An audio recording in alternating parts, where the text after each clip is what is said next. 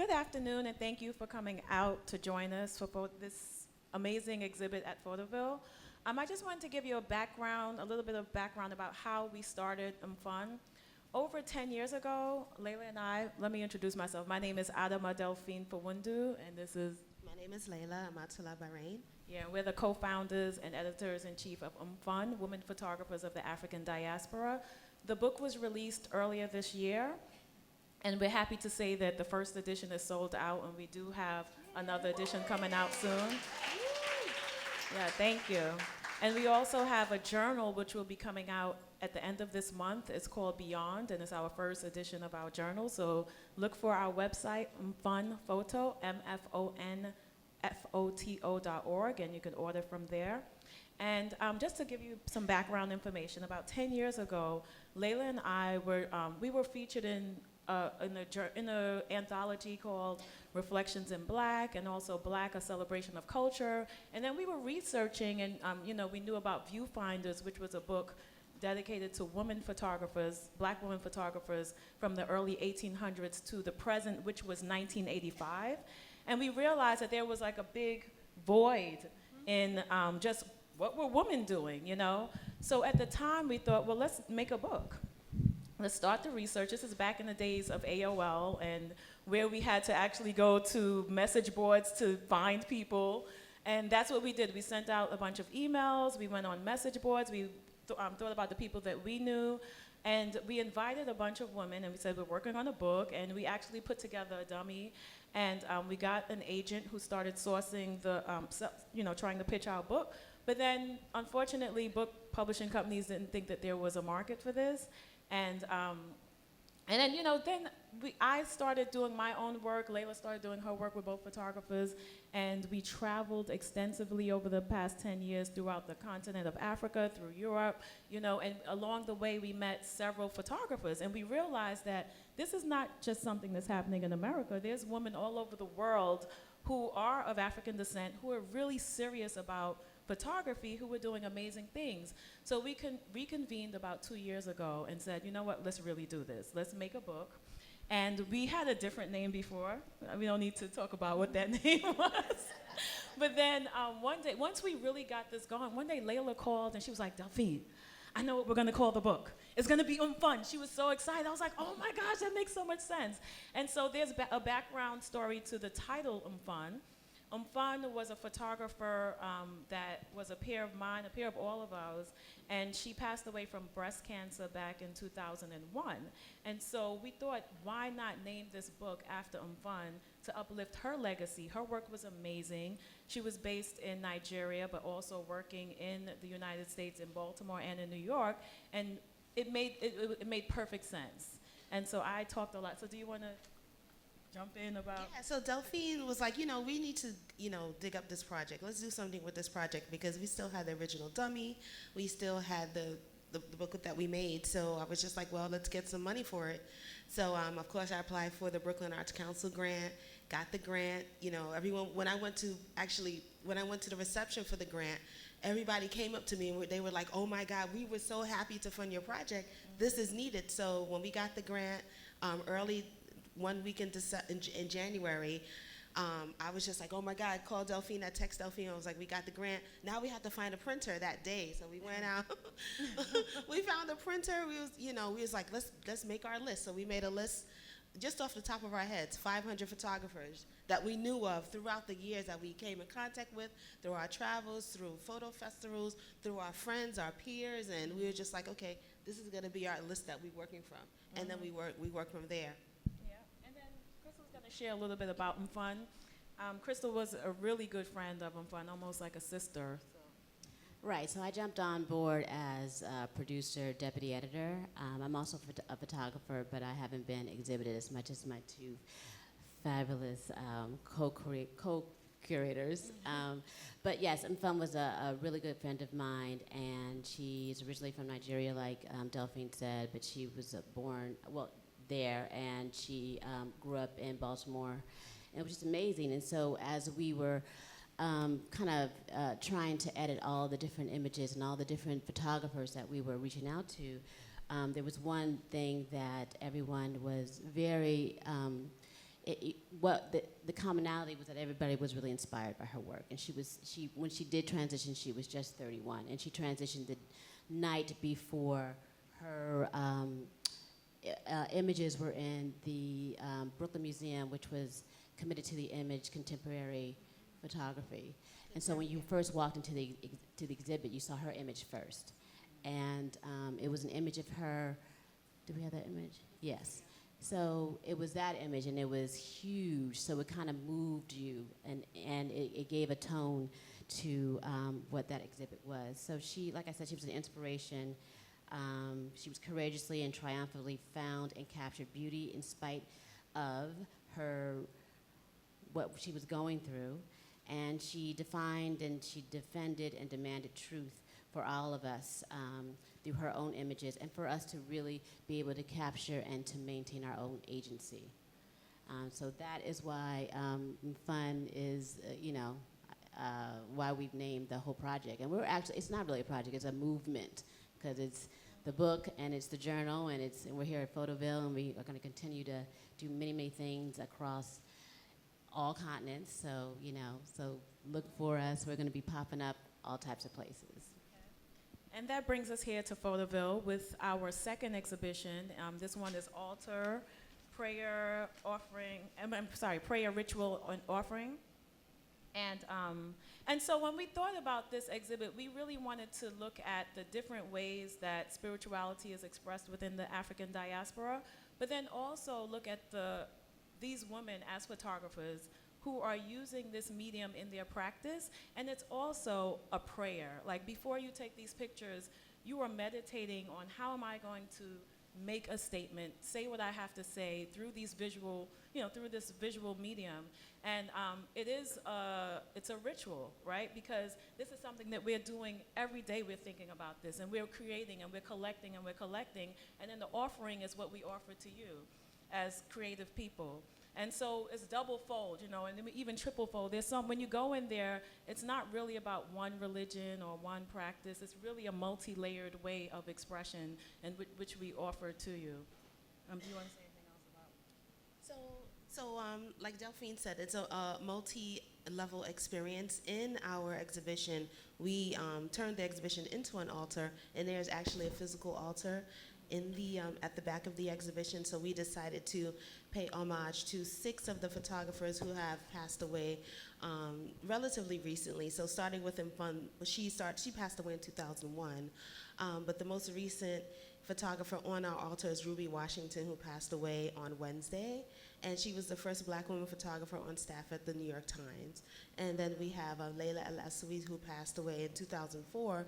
She was an Egyptian photographer here based in Brooklyn, editorial photographer, wedding photographer, but her last really big assignment was she was on tour with Beyonce and Jay-Z for the On the Run tour, the first edition. Yes, sir. And then we have Sheila Turner, who passed away earlier this year. She was the founder of Sistography, which was the first Black women photography collective. They're all based in Atlanta, and she founded Sistography 25 years ago. Then we have Laylah Al-Alawi, and she passed away in January of 2016. She was a photojournalist, documentary photographer, French-Moroccan, and she was wounded and killed in Burkina Faso in a terrorist attack. And we have also on our altar is Khadija Say, who was an amazing conceptual artist, a British Gambian artist who passed away in the Grenfell Towers last June 2017. And also, of course, we are paying homage to these amazing women, and also we think it's very important to uplift their legacy, because legacy is a very important part of what we do. And I'm just going to go through some of the other photographers, just briefly, because you're going to go and check out the exhibit on your own if you haven't already. But here we have works by Fanta Diop, who is our youngest contributor. She started with us when she was 13 years old. We published her. And we were not the first time that she was published. No, not at all. Please take note of her, because she's doing her thing, really. Fanta came through the Bronx Documentary Center. If you all don't know, you should check out the Bronx Documentary Center. They run an amazing after-school program, and they're creating amazing photographers. Like Delphine said, Fanta has been published in the New York Times. She's on assignment. She's creating work. and she's in our exhibition. She also came right after school Yeah. on Thursday.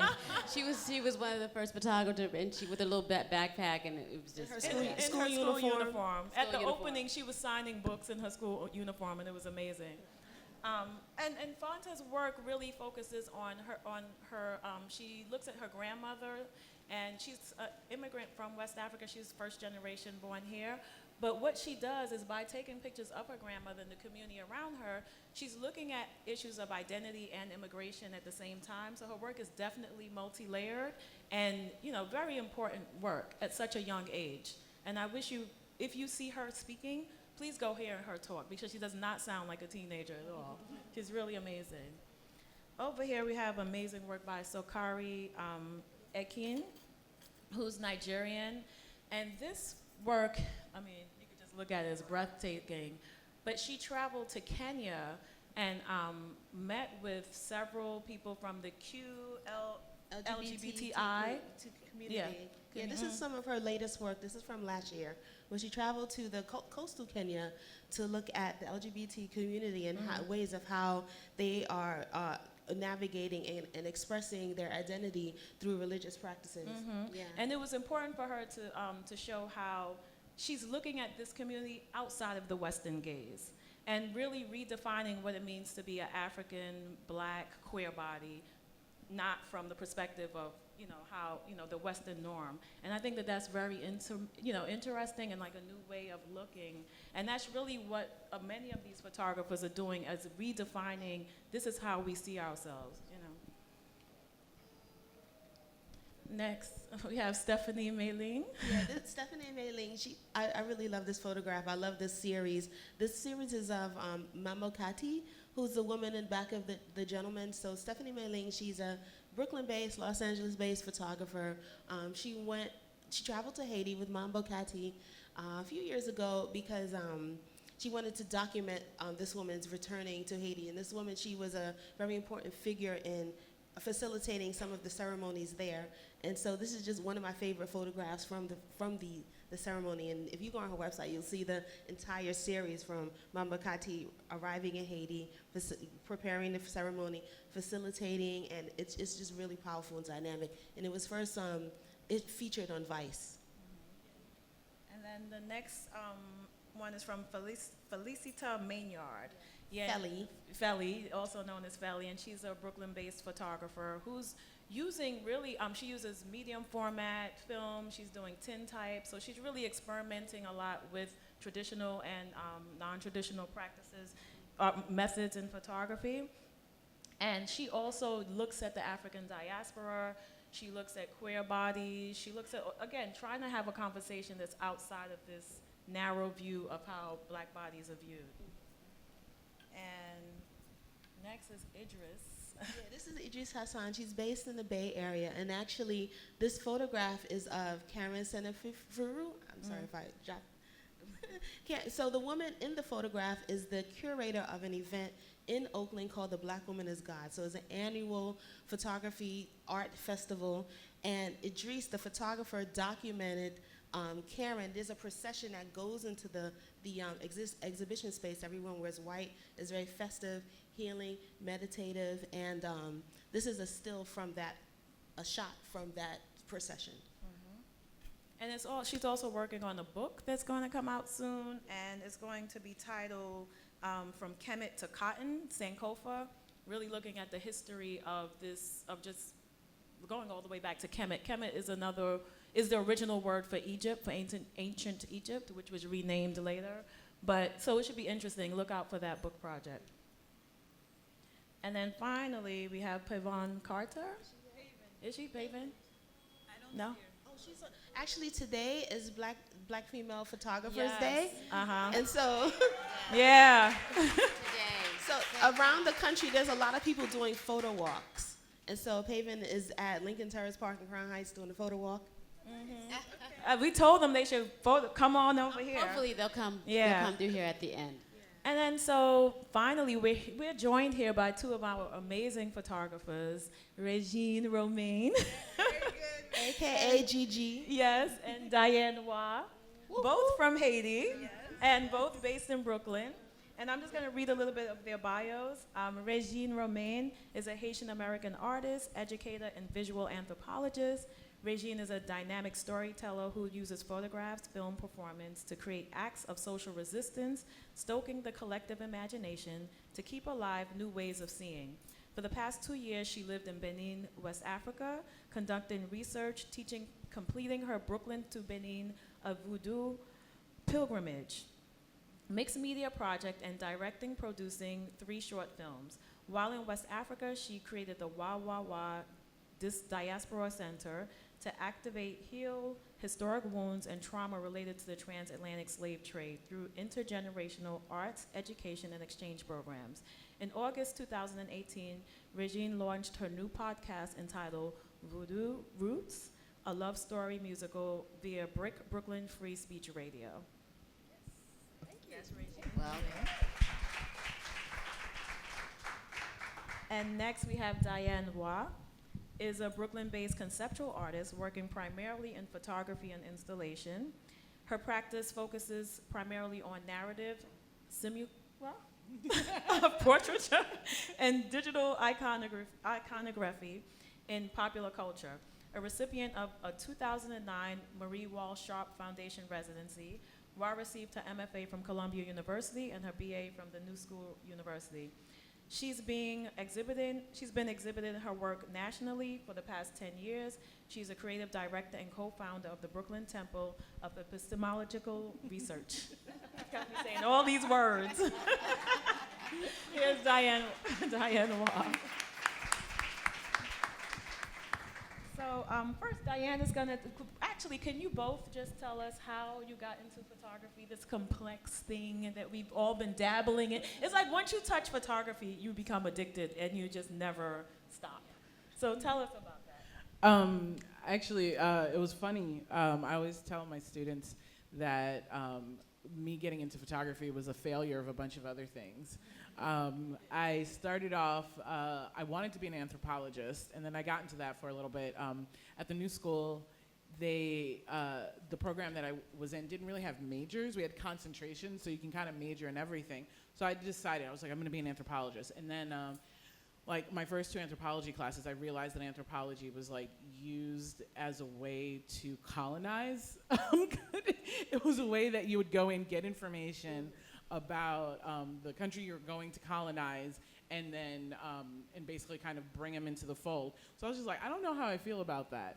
And I had a lot of issues with anthropology, namely perspective, this idea of like absolute truth. So I got into photography actually trying to document my anthropological work, because the idea of just like the history of an entire like culture being made up of just my notes and my own personal like interpretation, that sounded insane to me. So I was just like, I need to find a way to have, I was just like looking for this way to find truth. And so that's what I started doing. Was I was doing work at Rikers Island. I was researching the prison to school pipeline in New York. And so I was taking pictures of kids, taking pictures of prisoners, and that's when I think I hit my first ethical crisis with photography. And that, you know, really changed my way of kind of taking in photography. And I think that's where the spirituality part came in. And that's also when I stopped trying to be real about anything. So. Okay, thank you, Diane. And Reginê? Well, for me, it started with my dad. My father is a Haitian musician and multi-talented artist. And so as a child in my household, we always had to take these family portraits. Most of the time I tried not to smile. I didn't think I was pretty. I always felt like, oh my God. You know, sometimes the clothes we had to wear, I felt they were so Haitian. You know, I was just like, this is just not working for me. And then I got a 110 camera. You remember those? Anybody remember those? Those 110 cameras. And I started taking my own pictures. And I took photos of my friends and school and things like that. And I liked being on the other side. You know, as typical with most photographers, we always feel like, no, I don't need you to take my picture. It's okay, let me take your picture. So it started really young with kind of that perspective.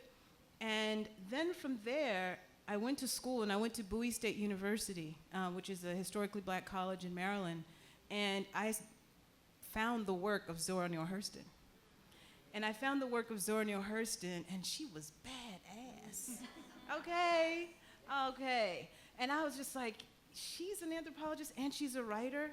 And because exactly what you said, we know that the white gaze is really initially how the world is introduced, right, to a lot of stuff. Even the perspective of race is coming from historical, we could say, during the Age of Enlightenment, right?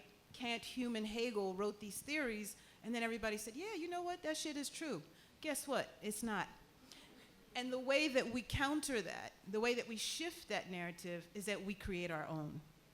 We can tell our own stories. And so at a young age, I said, I want to flip this.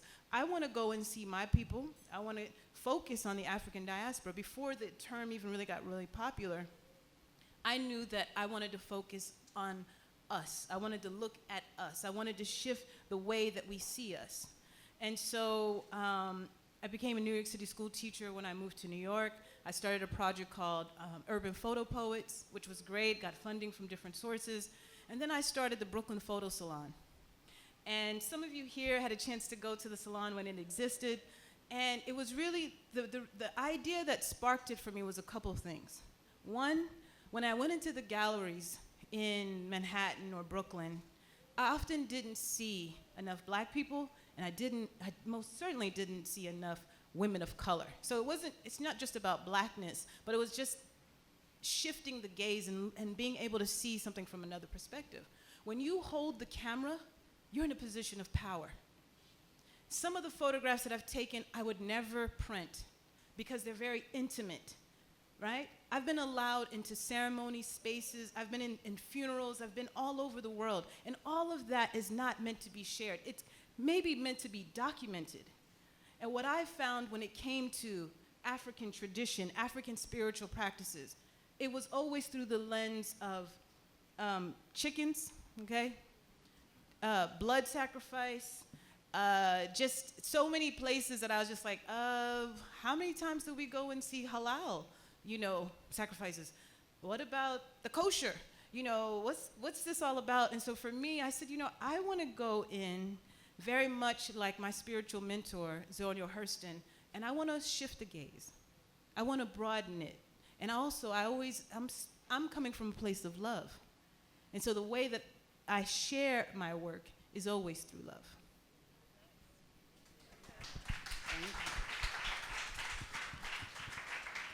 So Diane is going to take us through some of her works, so you could just get more familiar with what she does.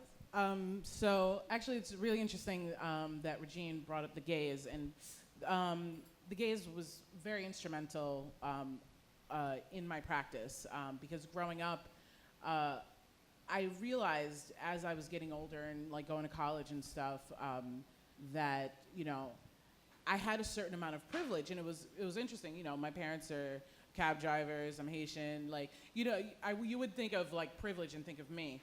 But I realized, actually, after moving to the Midwest after I got married, I moved to the Midwest with my husband, and kind of engaging with black folk, primarily African Americans, and kind of relating it to growing up West Indian in New York, I realized how affected by popular culture everyone is as far as like defining who you are. And I realized I had a very unique experience because my parents, like growing up, like I wasn't allowed to watch TV. I wasn't allowed to watch MTV, and I sunk and did it anyway.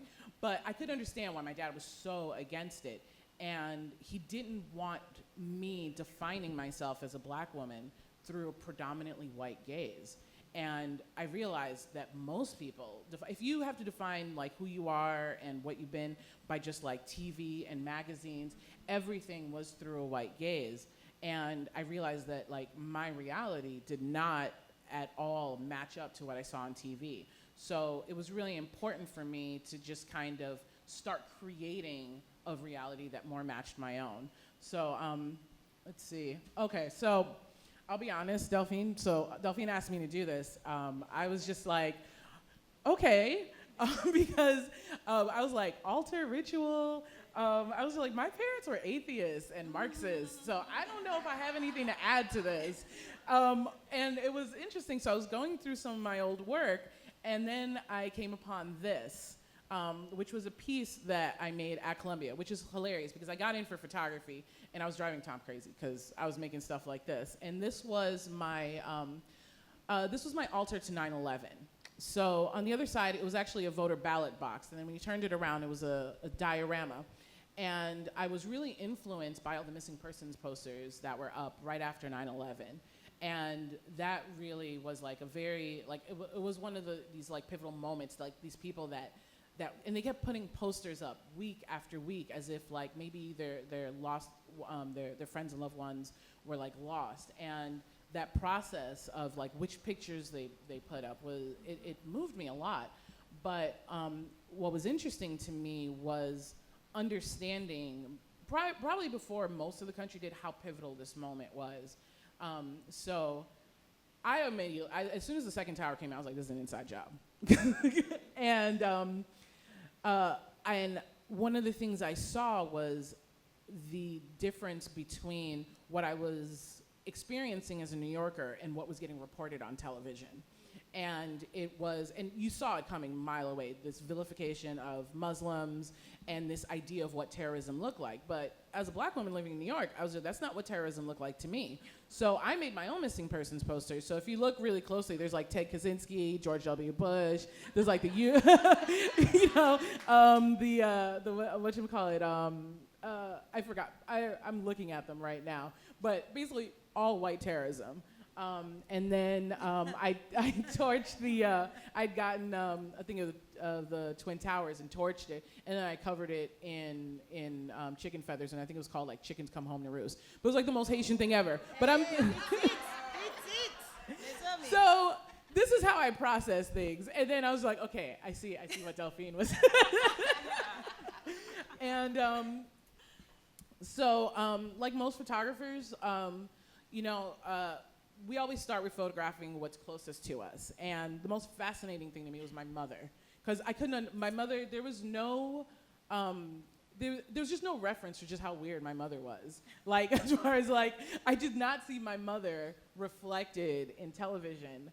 And she was obsessed with being photographed. She was a very classically beautiful person, but that's not what I found beautiful about her. What I found beautiful about her was her weirdness. So I started photographing my mother, and she was the only person that kind of let me practice on her too. So I started becoming kind of like this keeper of memories, and my initial practice was very like street photographer, documentary, and I would take pictures of my family. But photography also was a way that I would communicate to people, and this is where it gets into like the whole spirituality thing. Was that I realized that like I wasn't very good at expressing love or expressing how I saw people, and it really hurt me when people didn't see themselves the way I saw them. So photographing them and kind of being like, this is what I see, was my way of like communicating to them. So this is a picture of my grandmother in Miami, and she was the matriarch of my family, and she raised me a lot when I was younger, because my mom did what most Haitian people did. I was born here, and then they sent me right back to Haiti. So I didn't actually come here till I was 5, even though I'm technically American. Then as I started kind of getting away from like the documentary kind of portion of photography, I kind of had hit this point where I was just like, nothing's real. And it was very emo. But my photographs, and especially this one, started becoming this way that I would process, but also, I started doing very voodoo things, which was hilarious because I didn't grow up in a traditional voodoo culture. But voodoo is a very pragmatic religion. Basically, it's this idea, like, we have ghosts, like, people are like, oh, are you religious? I was like, no, I'm not religious at all. Oh, are you spiritual? I'm like, I'm pretty spiritual. Like, do you believe in ghosts? Of course. And so this idea of, like, God in a Christian way, where it's just like this all-knowing, all-good thing, just doesn't resonate with me. But it's just this idea that, like, there's good and bad people, and there's good and bad gods, and good and bad ghosts, and they can protect you. So This picture was when I started kind of going more into like conceptual art. I was taking a picture of that's actually Jay Smooth. Do you know Jay Smooth? Yeah, that's Jay in my studio. And Jay was coming up as a video blogger. And he asked me to take some pictures of him. And interestingly, the most powerful picture was the one that didn't have his face in it. Because I started getting interested in this meta-narrative. And often with women of color and women in particular, there's this pressure to tell this very personal narrative. And I've always felt like it was a way of kind of diminishing our story. And not to say, like, that's a really great place for a lot of work to come from, but I didn't like the idea of being limited by that. I was just, like when John Donne says, death be not proud, and when he's talking about death and to death, he's every man. I was like, I want to be every man.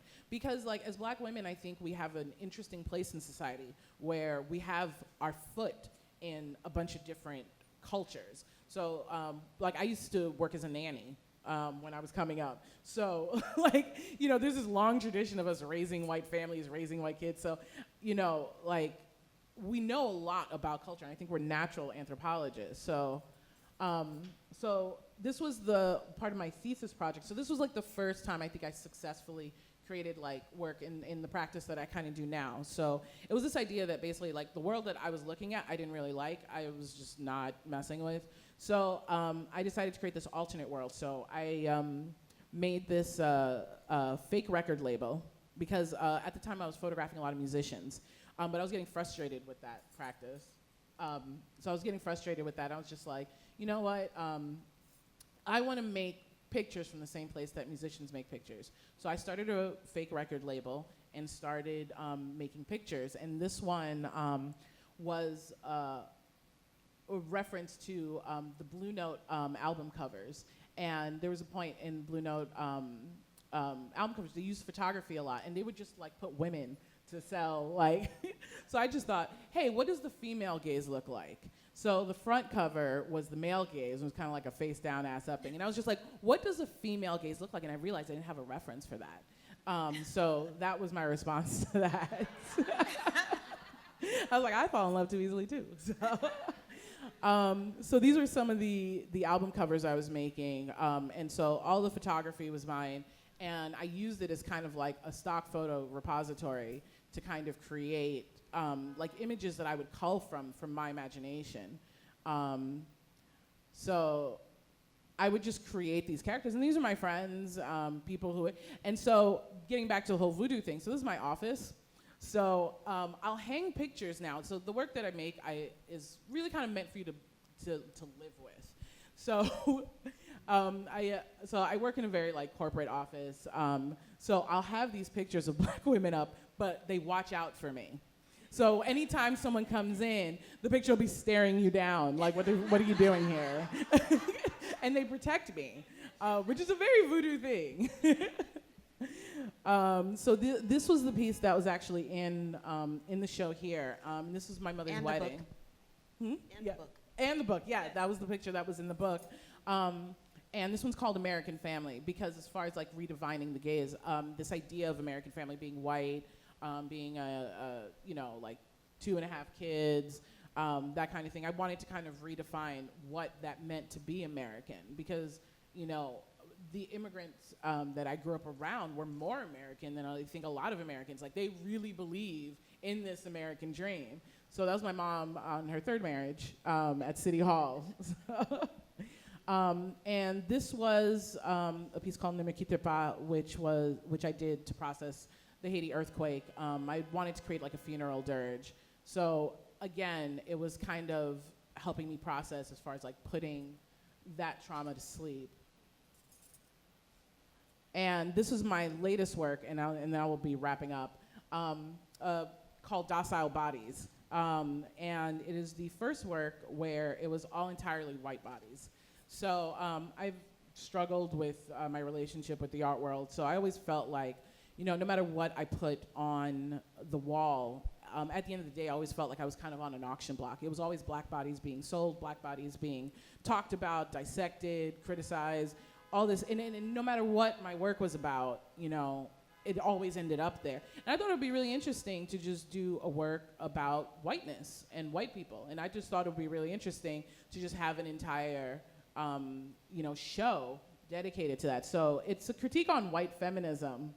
And it was, basically it follows this narrative of this white couple. Because I had this idea that right now as a country, there's this fight between white men and white women, and we're kind of getting dragged into it. So I thought it would be really interesting to kind of put that on a wall. So, the character in there is, she murders her husband, and she's taking a selfie.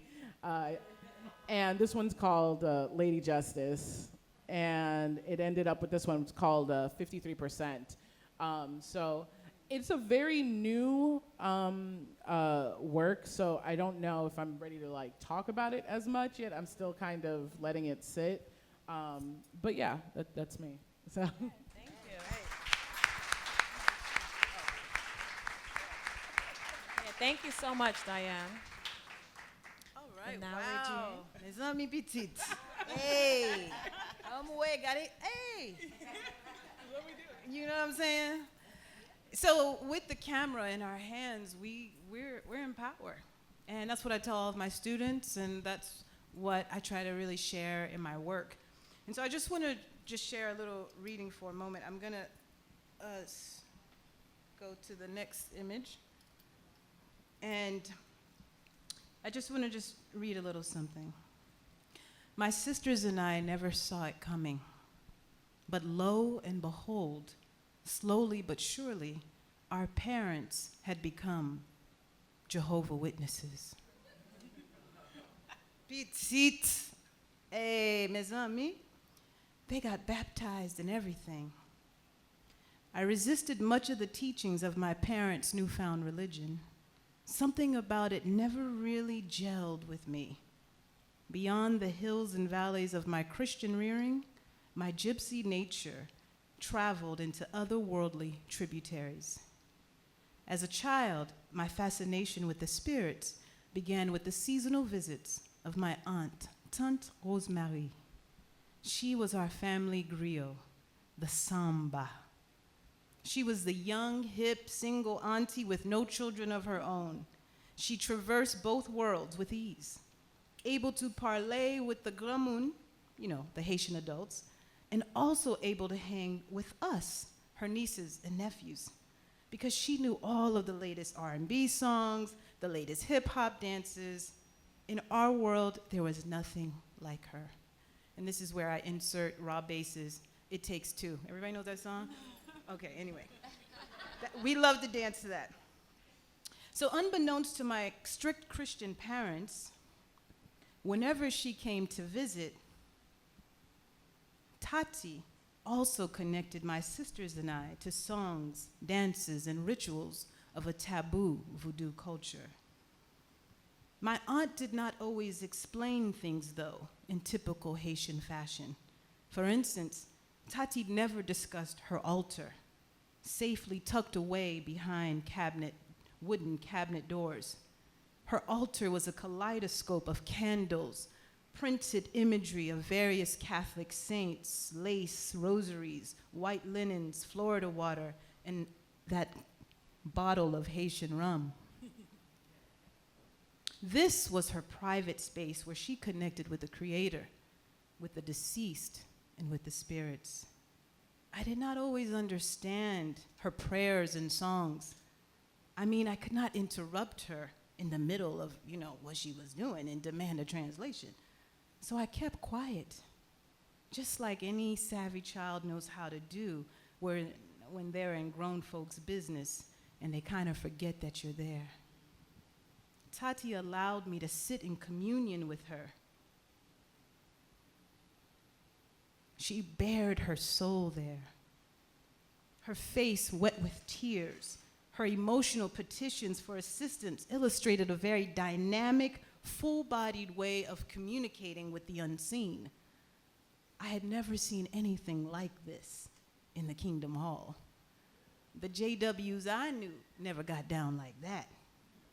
But Tati, she kept it real with them. And I never forgot that. she would lavish my sisters and I with these stories. And I think, I don't know if there's any stories more frightening than Haitian stories that they say to children. I don't even know what the purpose is. I'm just gonna tell you, but I think it's just to scare us, okay? Keep us in order. They're gonna tell you about some lugaou. They're gonna tell you about people that can transform into goats, horses.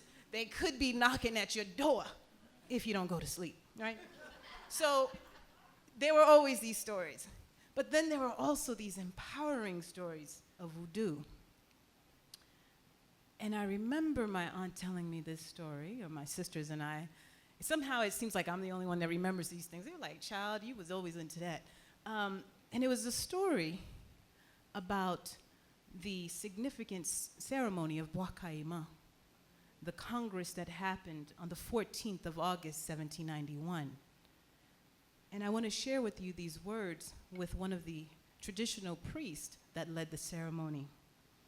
It begins, Bon Dieu qui fait la terre, Almighty who has created the earth. You see all that the white has made us suffer. The white man's God directs him to commit crimes, but the God within us wants to do good. Our God, who is so good, so just, orders us to revenge our wrongs. It is he who will direct our arms and bring us victory. It is he who will assist us. We should all throw away the image of the white man's God, who is so pitiless. Listen, sisters and brothers. Listen to the voice of liberty that sings in all our hearts. Ai bobo. Now, I want y'all to just consider for a moment what it's like growing up in a Jehovah's Witness household. All the images are white, okay? There's brown people that will survive after the Armageddon. You guys know this narrative, right? Do they come and knock on your door? Anyway, when my aunt told me these stories, it was liberating, because in essence, she was talking about a connection to deities and forces that were like me. Let's be clear that the first place that God resides is within our imagination. We're told narratives and then we're shown images, but how we ingest the narrative of spirituality and religion is first within our imagined space. But imagine if that is policed. And it's constricted. And you have to walk within a certain way of being, even the concept that God is male.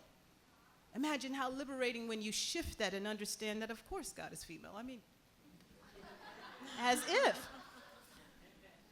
And so my journey with photography and my pilgrimage to Benin was one into IT, was one in which I was always destined to do. My project, Brooklyn to Benin, a Voodoo pilgrimage, is one that took time to complete. It's one in which I traveled throughout the Americas, looking at the survival of traditional African spiritual practices, the survival that we know as hoodoo down in the South, the survival that we know as obia down in Jamaica, the survival that we know as, you know that old lady in the church? You know, she just came up to me and she told me, girl, I never knew her before, but she just came up to me and she just read me. We know that. That is our tradition. We are spiritual people. And so for me, I really wanted to step into a place of being able to document that. This photograph was taken in Haiti during a ceremony for Saint Anne. And this is in a place called Ansofole, all the way in the north. And this image is one of my favorite images because it was packed. It was, I don't know how many people would fit in that space. And this woman was so deep in her prayer. She was so deep in her connection to spirit that what she was praying for, what she was putting before the altar, she was clear that it was going to manifest. Everything around her, there was this fervor, this energy, everybody's hot, but she was unmoved. And I call this image faith. And this one is called We Are the Light. This is the other perspective. If you can imagine, she was kneeling somewhere down over here, and this is what was in front of me. And I'm looking at the little girl right there in the front. And in many ways, that little girl was me. Even though often how we are physically raised, where we are deposited in the world, right? We don't always have choice about that. But we do have choice about our spirit. We do have choice about how we move in the world.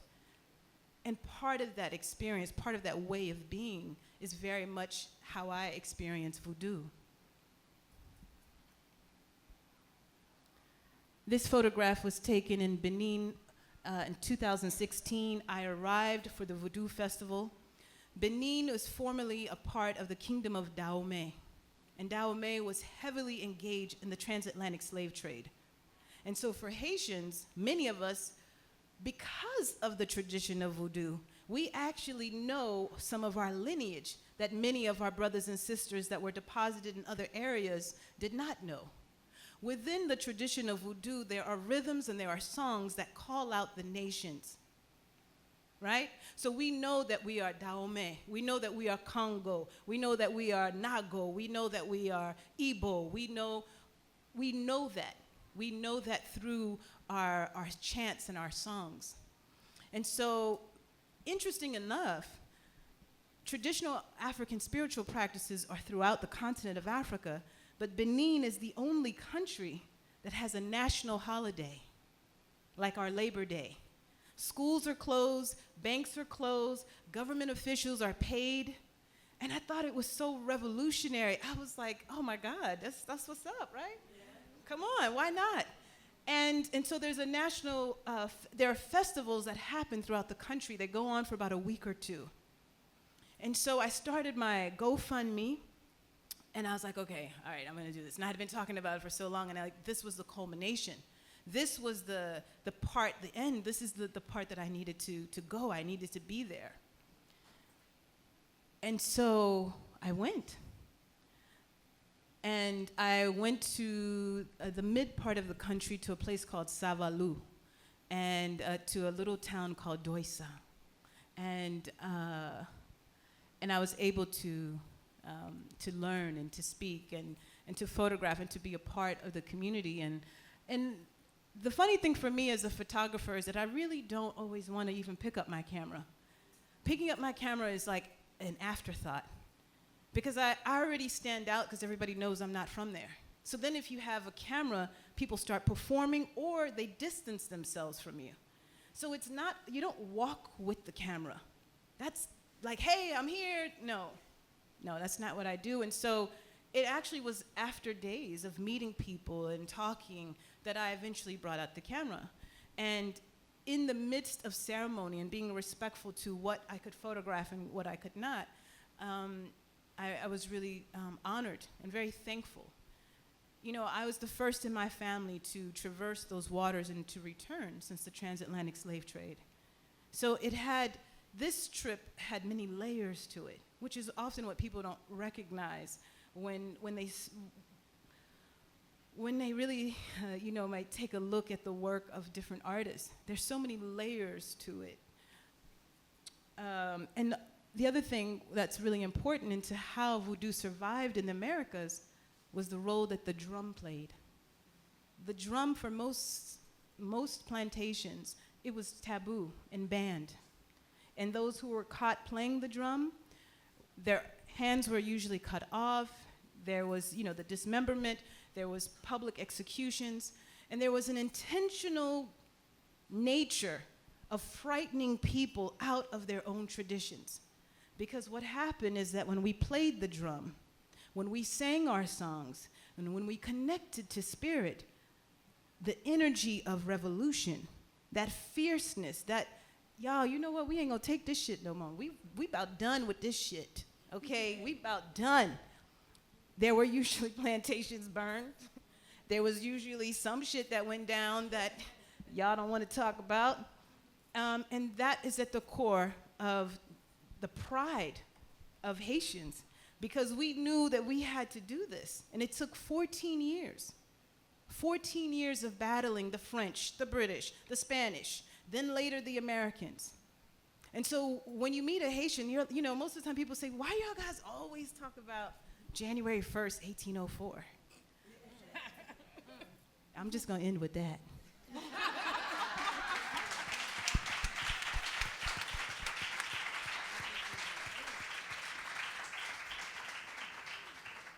Yes, thank you, Reginê. Always powerful. So we are really short on time, so we just wanted to see if we could take a few questions. I'm sure you must have some questions.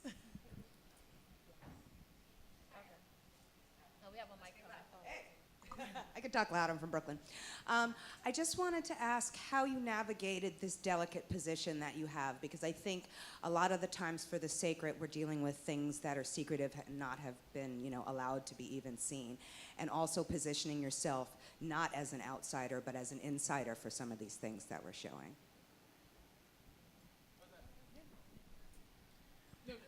So for me, I think the first thing is just what I usually try to do is not come with my camera, or if I have it, I don't use it. And I just take the time to just be present. That's a shift that I've seen, especially when I'm with other anthropologists, other photographers, you know, who are like on a time crunch and they're like, yo, I need to get this in, so they go in with the camera. And what they see is superficial. They're very powerful images. I'm not going to say that they're not, but they're not necessarily intimate. And so for me, I'm much more engaged with the intimate.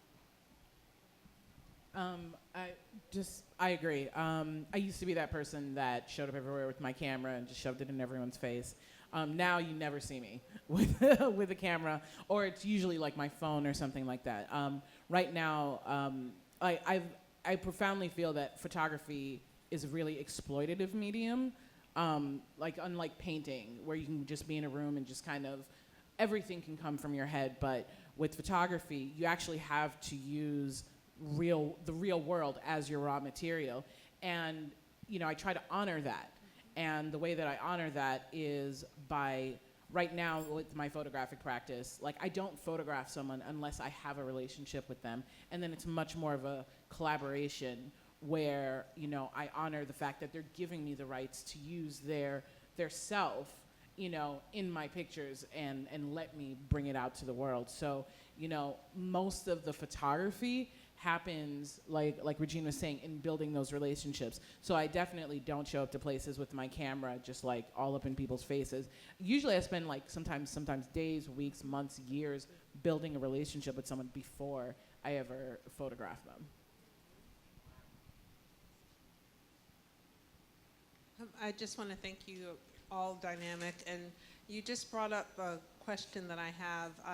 Years ago I read a book and it was about voodoo and Haitian, and there was this idea of not being photographed because you were sort of giving away a part of your soul.